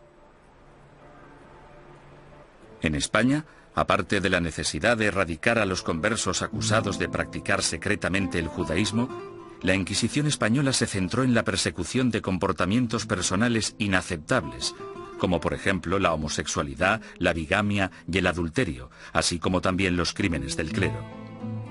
Las ceremonias de castigo, los autos de fe, siguieron celebrándose de forma esporádica en el siglo XVIII. Sin embargo, el prestigio de la Inquisición quedó mancillado cuando Felipe II rechazó expresamente acudir al auto celebrado en honor a su coronación. Los propios españoles empezaron a ver la Inquisición como un instrumento anticuado. Y a partir del año 1730 desapareció por completo. Inspirado por los ideales y las reformas de la Ilustración, Portugal empezó a desmantelar su oficina de la Inquisición. Alrededor de 1773, los autos de fe se ilegalizaron y las distinciones entre cristianos viejos y cristianos nuevos se eliminaron de las leyes portuguesas. Fue necesario que el ejército de Napoleón invadiera Italia y España para acabar definitivamente con la Inquisición. Algunas de las primeras acciones del régimen francés al entrar en Madrid en 1808 fueron abolir la Inquisición, confiscar todas sus propiedades y llevarse todos los archivos que encontraron. Napoleón fue incluso más lejos en Roma, donde no solo confiscó los archivos, sino que también se llevó como prisionero al Papa. En 1814, el imperio napoleónico se derrumbó y el Papa Pío VII regresó sano y salvo a Roma. Finalmente, en el año 1820, la Inquisición española fue ilegalizada completamente. Al oír la noticia, grupos de ciudadanos asaltaron el palacio, quemando y destruyendo todos los informes inquisitoriales. Algunas personas cuyos familiares habían sido juzgados no querían que se supiera. Por eso los robaron y los destruyeron. A pesar de la aplastante realidad, el papado se negó a admitir que el final de la Inquisición era inevitable. La Inquisición romana continuó ejerciendo teóricamente, no en la práctica, durante los siguientes 150 años. En 1965, el Papa Pablo VI reorganizó el Santo Oficio llamándole la Congregación para la Doctrina de la Fe. Todavía existe en la actualidad, aunque solo interviene como consejera en asuntos eclesiásticos. No realiza investigaciones ni impone la doctrina de la Iglesia.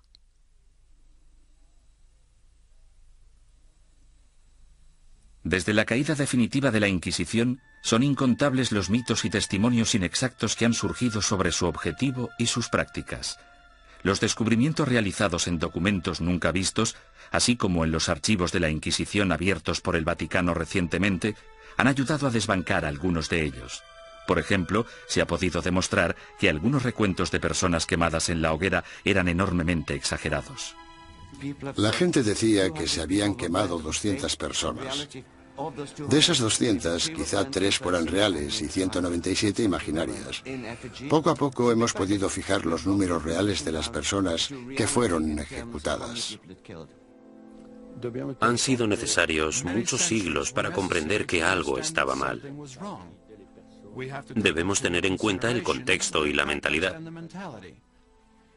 Mucha gente creía que la Inquisición era un instrumento necesario y, aunque no gustaba demasiado, se aceptaba. Sin embargo, otros eruditos advierten que una visión revisionista de la Inquisición nos podría estar llevando demasiado lejos en la dirección errónea. Era una institución malvada. Si se mira todo en conjunto, yo diría que la Inquisición fue exactamente como la han descrito, y que no necesitamos un lavado de cara de la Inquisición, más de lo que necesitamos una revisión del Holocausto.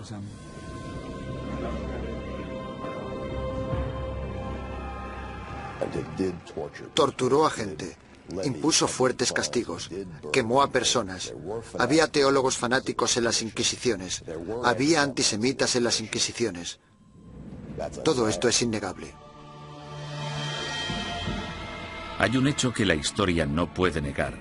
A pesar de que la Inquisición se concibió para el bien de la humanidad, acabó causando un dolor y un sufrimiento humano inenarrables.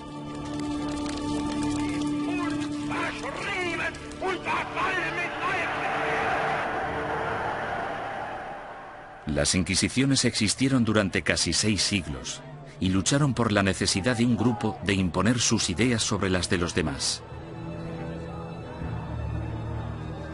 Esa necesidad sigue existiendo en la actualidad.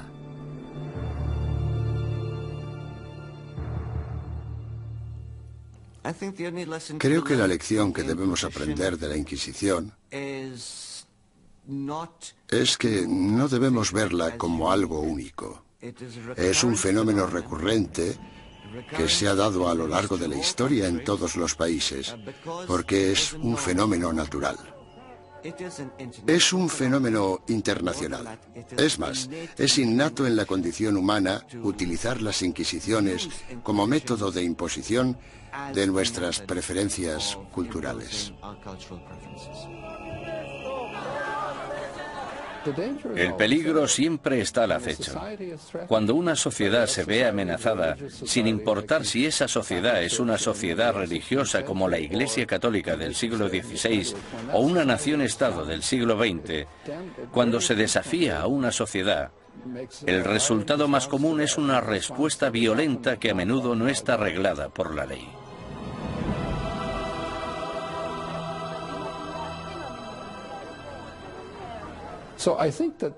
Por lo tanto, creo que esta reacción ante la amenaza es tan antigua como la humanidad y, sin duda alguna, perdurará en el futuro.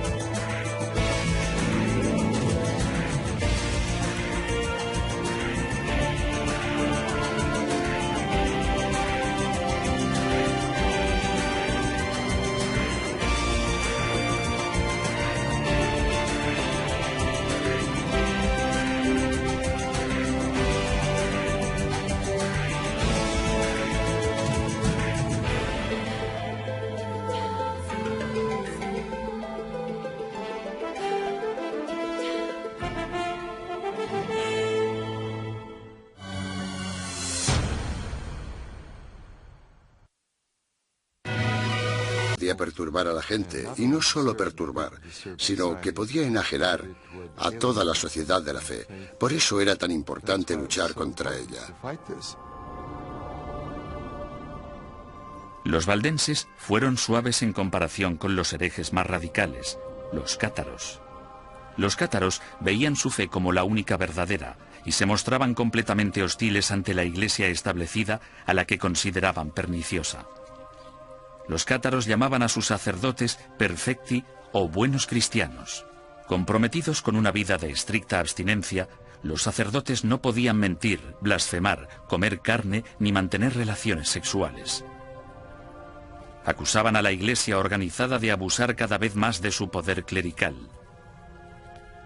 La austeridad de los perfecti cátaros parecía, en comparación, sumamente atractiva. En ese sentido, era una vergüenza para la Iglesia que existiera un grupo capaz de vivir realmente de acuerdo con la fe de Cristo y sus apóstoles, mientras que los abogados y administradores de la Iglesia vivían como grandes príncipes. Alrededor del siglo XIII, Europa era un foco de herejía. Al sur de Francia floreció el catarismo. La tensión aumentó hasta que una conspiración cátara asesinó a un representante papal que predicaba en la región del Languedoc en el año 1208. Ultrajado, el Papa Inocencio III reclamó una nueva cruzada en contra de los herejes. Lo que hizo fue básicamente pedir a la nobleza del norte de Francia que se trasladara al sur del país y que convenciera a los nobles de la región, que no perseguían al movimiento cátaro, de que lo hicieran y que propiciaran las condiciones adecuadas para erradicar a los cátaros del mundo rural. El Papa denomina esta guerra santa contra sus semejantes cristianos la Cruzada Albigense, en honor a la catedral francesa de la ciudad de Albi. Las atrocidades que cometieron sus cruzados del norte se convirtieron en legendarias. Los perfecti cátaros, fácilmente identificables por sus atuendos negros, eran asesinados en el acto. Los perfecti no intentaron esconderse, en parte porque la muerte les liberaba de este terrible mundo material en el que el dios mezquino les había sumergido. Tenían una tímida tendencia al martirio. Sin embargo, tras años de matanzas, los astutos perfecti decidieron desprenderse de su atuendo distintivo y camuflarse gradualmente. A pesar del celibato, incluso empezaron a viajar con mujeres afirmando que eran sus esposas. El Papa Inocencio III volvía a enfrentarse al mismo rompecabezas del principio. El objetivo de la Iglesia era esparcir la salvación y un hereje muerto solo era bueno para el diablo. Año 1100 después de Cristo. El corazón de la Alta Edad Media. Una frágil alianza de reinos y provincias, conocida como el Sacro Imperio Romano, ocupa gran parte de lo que hoy conocemos como la Europa moderna. Tras la conversión del emperador Constantino al cristianismo y durante casi 800 años, la religión considerada antaño como una secta insurgente se convirtió en la única fe legal, penetrando en todos los niveles de la vida personal, social y política. El cristianismo latino-europeo simbolizaba no solo la fuerza civilizadora en un mundo bárbaro, sino también la promesa de la salvación después de la muerte. El clero y los ciudadanos vivían temerosos del duro juicio de Dios. Con todo, seguía habiendo disidentes que se atrevían a desafiar la sagrada doctrina cristiana. La Iglesia tachó a estos rebeldes de pecadores o herejes. El estar equivocado en relación al dogma de la Iglesia no te hace hereje porque existen muchos dogmas religiosos. Lo que te convierte en hereje es que las autoridades eclesiásticas te informen de que no estás en lo cierto e insistir en tus convicciones ante esa autoridad. La palabra herejía proviene del latín airesis, que significa elección. Alrededor del siglo XII, herejía cobra un significado mucho más amenazante. Se convierte en un peligro mortal para la sociedad y para el hombre en una traición a Dios. Según el derecho civil, los criminales acusados de traición serán castigados con la muerte y sus bienes serán confiscados. ¿Qué otro motivo es necesario para que aquellos que ofendieron a Jesús, Hijo del Señor, sean expulsados de la comunión cristiana y privados de sus bienes? Papa Inocencio III. A pesar de la posición inamovible de la Iglesia en considerar esto un delito, los grupos de pensamiento libre siguieron emergiendo e insistiendo en interpretar a Dios a su manera. Entre dichos grupos se encontraban los valdenses, predicadores itinerantes que erraban por el sur de Francia y el norte de Italia viviendo en apostólica pobreza. El atractivo de los valdenses parece que fue su visión de un cristianismo simplificado, de la habilidad de todos para predicar si se poseía la inspiración del Espíritu, sin importar si se era clérigo o no. La Iglesia insistía que cualquiera que quisiera dedicarse a la predicación pública debía ser acreditado por el obispo de su diócesis. Cuando los valdenses se negaron a dejar de predicar, el Papa Lucio III emitió un edicto, conocido como Bula Papal, que tachaba el movimiento de hereje y excomulgaba a todos sus seguidores. La herejía se contemplaba como una amenaza a la comunidad cristiana. Era algo que... El pontífice en apuros consideró el sistema judicial del momento. El procedimiento habitual, el acusatorio, forzaba a la parte injuriada a hacer una acusación pública. Si la parte acusadora no conseguía probar su caso, entonces ésta era castigada del mismo modo en que habrían castigado al acusado. Este proceso hacía que incluso los que tenían una queja real se mostraran reacios a presentar una acusación. Inocencio III se dio cuenta de que esas reglas no servirían para su objetivo a largo plazo. En el año 1215, el Papa congregó a todos los líderes cristianos en el Cuarto Concilio de Letrán, celebrado en Roma. Inocencio utilizó el encuentro para anunciar sus nuevas normas para la persecución de herejes y clérigos descarriados.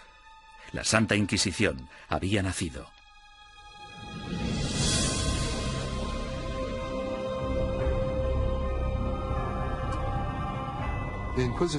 El sistema de la Inquisición suponía una innovación maravillosa y se asemejaba bastante al Tribunal Popular de nuestro sistema, que emite una causa probable y una acusación.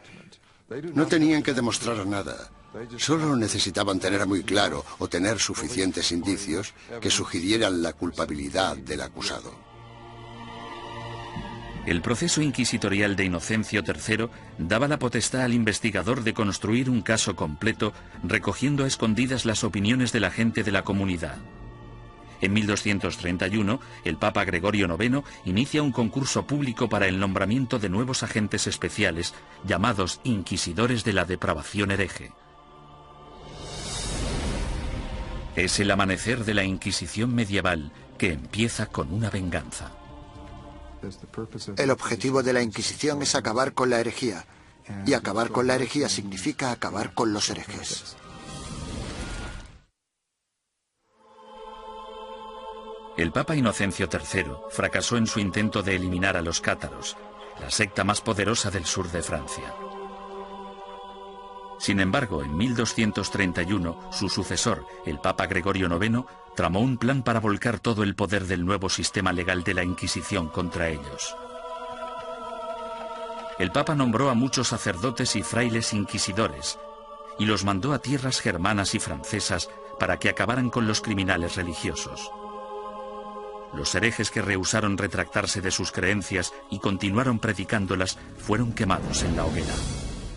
Si fracasaban, los herejes iban al infierno. El objetivo de todo esto era salvar a tanta gente como fuera posible, pero había que hacer ciertas cosas si se querían salvar muchas vidas. El Papa Gregorio pronto se percató de que encontrar a un buen inquisidor era muy difícil. Los más entusiastas a menudo eran fanáticos fuera de control.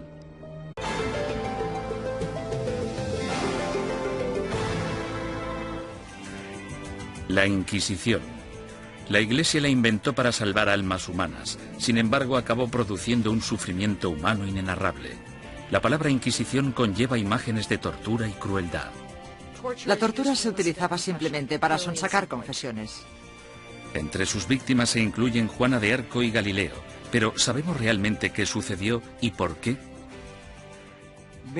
Básicamente, todo lo que se ha afirmado sobre la Inquisición es erróneo por defecto. Y es erróneo porque nunca hubo acceso a la realidad que se escondía detrás de la Inquisición. La Inquisición. Ciudad del Vaticano, octubre de 1998. En una petición de examen de conciencia sin precedentes y en honor al año Jubileo 2000, el Papa Juan Pablo II convoca a un tribunal especial de historiadores y académicos para celebrar un simposio sobre lo que él mismo denominó una fase tormentosa en la historia de la Iglesia, que hoy en día se conoce como la Inquisición. Para ayudar al tribunal en su investigación, el Papa anuncia la apertura pública de los archivos secretos de la Inquisición, unos archivos que habían estado fuera del alcance de los académicos durante casi 200 años. El pontífice, de 79 años de edad, se enfrenta así a una de las cuestiones más cruciales en su trayectoria. ¿Debería la Iglesia Católica pedir disculpas por los pecados cometidos durante la Inquisición? El tema es un polvorín de controversia, incluso entre los historiadores. Yo creo firmemente que esta disculpa era innecesaria, porque la Iglesia no fue responsable de la mayoría de las persecuciones que hemos tenido en el pasado europeo. La Iglesia sí tiene alguna responsabilidad desde un punto de vista histórico. Fuera lo que fuere lo que la Inquisición hizo mal, no se puede decir que no fuera responsabilidad del papado. Todos los académicos deben afrontar una cuestión central y perturbadora. ¿Cómo pudo una institución como la Iglesia convertirse en el instrumento a través del cual se destruyeron miles de vidas humanas durante 6 siglos? La primera respuesta implica comprender que nunca hubo una única y todopoderosa Inquisición, sino más bien instituciones independientes en España, Portugal e Italia. Lo que compartían era un oscuro y perpetuo miedo, el miedo a la herejía religiosa.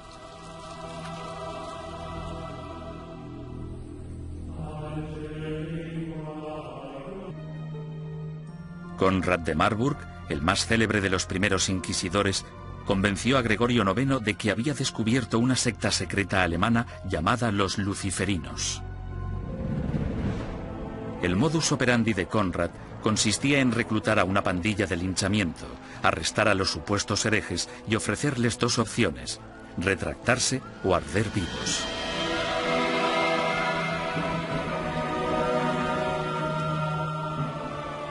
Los historiadores descubrirían más adelante que los luciferinos fueron pura ficción, una invención obsesiva que Conrad creó para impresionar al Papa. El inquisidor papal del norte de Francia no era mejor. Un cátaro convertido de nombre Robert Le Boucq acorralaba a grupos de supuestos herejes y celebraba estrepitosos juicios públicos. En un suceso devastador, 183 cátaros fueron interrogados, sentenciados y quemados vivos en un solo día. Tras años de protesta por parte de los obispos franceses, el Papa finalmente se dio cuenta de que Robert era un extremista peligroso, por lo que le retiró de su cargo y lo encarceló. Había que hacer algo, y tenía que haber alguien mejor para hacerlo que estos individuos, devotos, aunque extremadamente incompetentes y peligrosos. Este fue el momento en el que Gregorio IX se fijó en los dominicanos. Fundada por Santo Domingo en 1216, la orden dominicana estaba capacitada para realizar el trabajo de inquisidor. Educados como teólogos, los dominicanos estaban habituados a la vida en la calle y a predicar contra la herejía.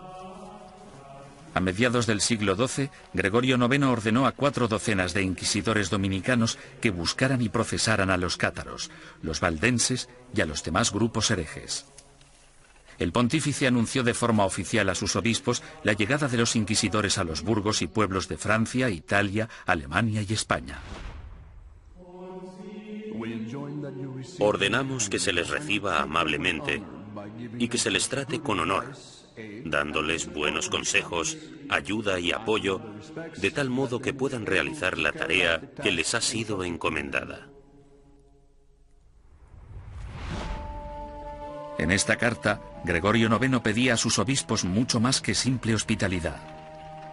En su búsqueda de herejes, Los inquisidores papales necesitaban confiar en información interna, rumores y otras habladurías recogidas gracias a una red informal de clérigos informadores que trabajaban como espías.